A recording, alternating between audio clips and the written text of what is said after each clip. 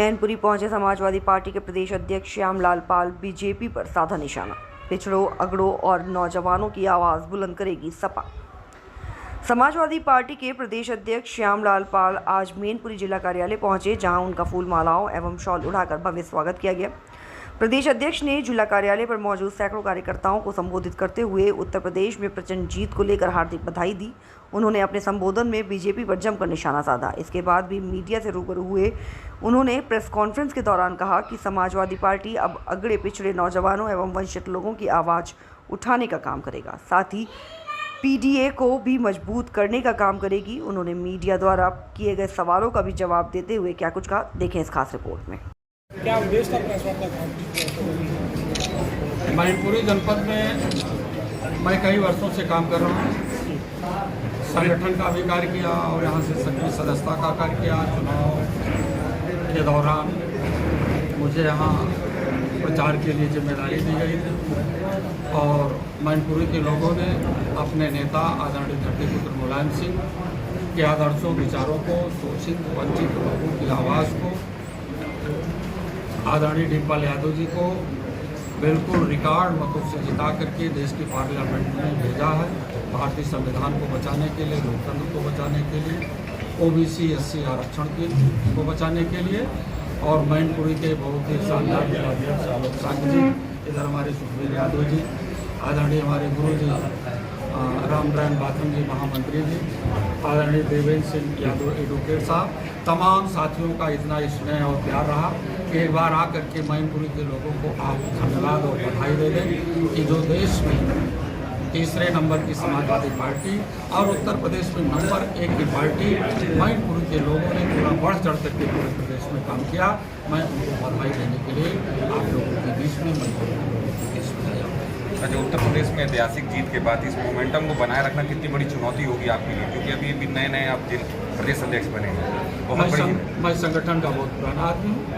माननीय राष्ट्रीय अध्यक्ष जी जानते हैं उसको और हमारे देश के नेता भी सब जानते हैं। चुनौती है देश को, संविधान को बचाने के लिए, यहाँ के देश के नौजवानों की रोजी रोटी के सवाल का, अग्निवीर जैसी योजना को समाप्त करने के लिए, पेपर लीक आउट होने वाली योजना को समाप्त करने के लिए, इस चुनौती को हम लोग डट करके, चाहे वो विधानसभा होगा, चाहे देश की पार्लियामेंट में है, जो सोनी लगती थी मोदी के सामने, देश की पार्लियामेंट अब समाजवादी विचारों और डॉक्टर लोहिया के विचारों से भरी मिलेगी।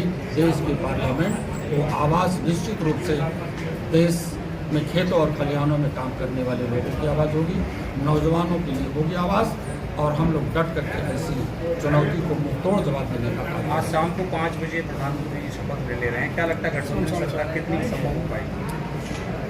झूठ बोलने वालों की सरकार, जो इन्होंने 10 साल के बाद 48 साल का सपना देखा था ना कि हम 48 साल तक हुकूमत करेंगे और 400 के पार सीटें पाएंगे, तो देश के किसानों ने, नौजवानों से समझ लिया कि ये दोगुनी आय के बदले में इन्होंने किसानों के लिए काला बिल दिया, और काला बिल दे करके जब वो किसान अपने हित के लिए आंदोलन शुरू किया तो उन्होंने उनके रास्ते में बड़े बड़े किले, बड़े बड़े भाले और यहाँ तक कि बर्फीली हवाओं में चलता हुआ जूझता हुआ किसान को ठंडे पानी की बौछारें दी गई।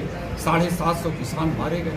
नौजवान जब नौकरियों के लिए फॉर्म डालता है, पेपर लीक का बहाना देकर के उनको नौकरी नहीं देना चाहते हैं, नौजवान फांसी के फंदे पर चढ़ रहा है, किसान आत्महत्या कर रहा है, वो सारी की सारी आवाज़ अब देश की पार्लियामेंट में चलेगी और उनका कोई झूठा वचन नहीं चल पाएगा।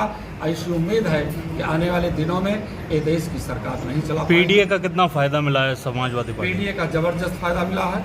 दलित समाज के लोगों ने भारतीय संविधान के लिए बाबा साहब के विचारों को, डॉक्टर लोहिया के विचारों के अनुयायी लोग बढ़ चढ़ करके समाजवादी पार्टी के प्रत्याशियों को जिताने का काम किया।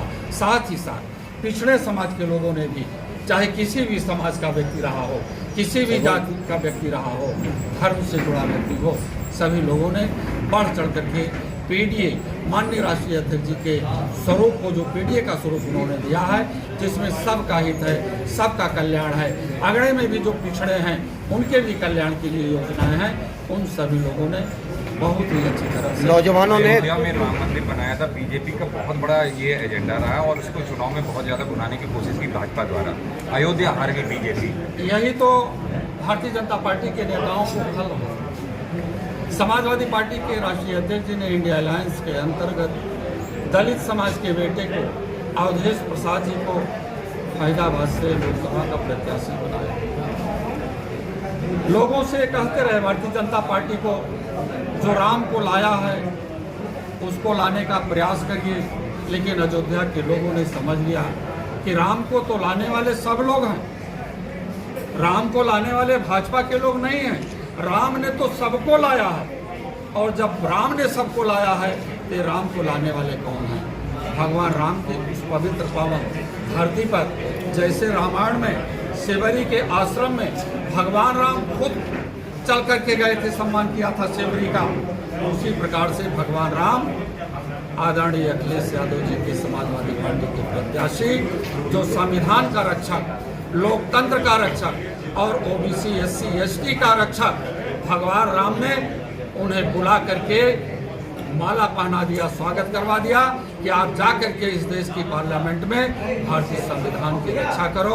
ऐसे भगवान श्री राम के लाल अवधेश जी को देश की पार्लियामेंट में अयोध्या फैजाबाद ही नहीं बल्कि पूरा मंडल का मंडल, बाराबंकी, आपका सुल्तानपुर, इधर अमेठी, अम्बेडकर नगर, सभी जनपदों की जितनी भी विधानसभाएं थी पूरी की पूरी भारतीय जनता पार्टी वहाँ के किसानों, नौजवानों, महिलाओं ने मिलकर के साथ। कैंपेनिंग के दौरान आप लोग ईवीएम का बहुत बड़ा मुद्दा उठा रहे थे, अब जीत हुई है ऐतिहासिक, ईवीएम का मुद्दा नहीं दिखाई दे रहा है। विपक्ष लगातार आरोप लगा रहा है, अब विपक्ष सरकार आरोप लगा रही, लगातार विपक्ष अब ईवीएम की बात नहीं कर रहा है। आपने देखा होगा कि ईवीएम का आरोप ये है कि जहाँ पर प्रशासनिक तंत्र हमारे लोगों को हराने का काम करता है, अपने को जिताने का काम करता है। इनके प्रशासनिक तंत्र ईवीएम के मशीनों के माध्यम से, गणना के माध्यम से फर्रुखाबाद की सीट को हरा दिया, अलीगढ़ की सीट को हरा दिया, मेरठ की सीट को हरा दिया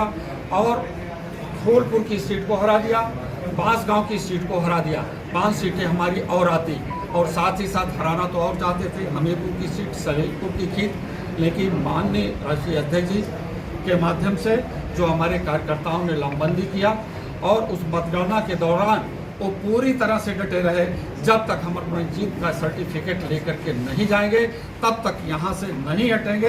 लेकिन 4-5 लोकसभाओं में ये सामंतवादी और पूंजीवादी व्यवस्था के लोगों ने प्रजातांत्रिक ढांचे के तहत प्रशासनिक तंत्र के माध्यम से हमारे प्रत्याशियों को हराने का काम किया है। अब देश की जनता अगले विधानसभा के चुनाव में इन्हें कतई माफ करने का काम नहीं करेगी। ठीक है। तो हमें आप लोगों ने इतना प्यार और मोहब्बत दे करके प्रदेश की इस ऊंचाइयों पर पहुंचाने का कार्य किया है। मैं अपने मैनपुरी के सभी साथियों को बहुत बहुत बधाई देता हूँ, धन्यवाद देता हूँ। साथियों, माननीय राष्ट्रीय अध्यक्ष जी जो सामाजिक न्याय के जबरदस्त पैरोकार हैं और वास्तव में 10 साल तक सत्ता में रहने वाले लोग जिन्होंने कभी भारतीय संविधान की शपथ ली थी, देश के किसानों के लिए दुगनी आय की बात की थी, नौजवानों को बड़ी बड़ी प्रलोभन देकर के नौकरियों में ले जाने का वचन दिया था, और सारे के सारे झूठे हो गए और हम लोग भी उनके झूठे झांसे में आकर के नफरत को समझ करके एक दूसरे में बटे। लेकिन धन्यवाद देना चाहूंगा अपने राष्ट्रीय अध्यक्ष, माननीय राष्ट्रीय अध्यक्ष अखिलेश यादव जी को। आपने इस देश में सभी उन शोषितों, वंचितों, पीड़ितों के लिए जिनका ये सरकार दफन करना चाहती थी, पीड़ित के लोगों को, भारतीय संविधान को खत्म कर लोकतंत्र की हत्या करने में जुटी थी, और इस देश के उन महापुरुषों का कि जिन्हें कभी सदियों से पढ़ने और लिखने का अधिकार नहीं था, लोहिया जी का और समाजवादी विचार बिल्कुल दफन किया जा रहा था, और उस दफनकारी नीति का विरोध समाजवादी पार्टी के राष्ट्रीय अध्यक्ष आदरणीय अखिलेश यादव पीडीए बना करके इंडिया अलायंस के माध्यम से इस देश को आवाज दिया, तो वास्तव में ये उत्तर प्रदेश का वो हुजूम पूरे देश की राजनीति में भारतीय जनता पार्टी ने खलबली बना दिया।